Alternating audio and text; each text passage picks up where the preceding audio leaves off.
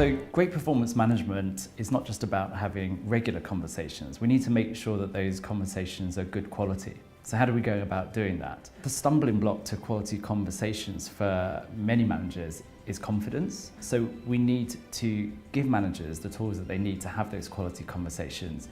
Without that, you get into the situation where people end up having these so how are you conversations, which aren't really adding any value in terms of performance improvement. In the ideal world, we'd give a manager a training on how to do this really well, and some of our customers have done some fantastic things with actors, to help them to understand how to have some of those more challenging conversations. But we recognise that not everybody is able to do that, not everyone has the budget to do that. Where we can get a really good win is by giving managers a simple set of prompts for discussion when they have their check-in discussions, and that's what we do in our software. So you can set up 4, 5, 6 prompts for discussion, so examples of questions that are really going to drive a great conversation. Key to getting those questions right is to make sure they're what I would call future focused. And it's something that people talk about a lot, so I just thought I'd quickly explain what future focus means. Traditionally, appraisals have been very past focused, so we're looking at did an objective get achieved, yes or no?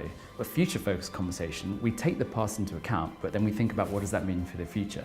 So let's take an example. So we're thinking about what's gone well in the last quarter, where have the successes been. In a future focused conversation, we're doing that, but then we're adding the extra question to say, why did it go well? What were the things that made that succeed, and how can we replicate that success again in future? So let's take, for example, Martha, who works for me. She's absolutely nailed a project, and we talk about why that was, and she said, well, it's because I worked with Steve, and me and Steve worked really, really well together. So the outcome of that, and said, okay, well, let's see how we can get you working with Steve on the next project. Those are the kind of conversations that improve performance. So if you want to embed high quality conversations, our best advice is train where you can, but in addition to that, give people simple prompts for discussion that they can refer to in the conversation that are going to help drive better conversations.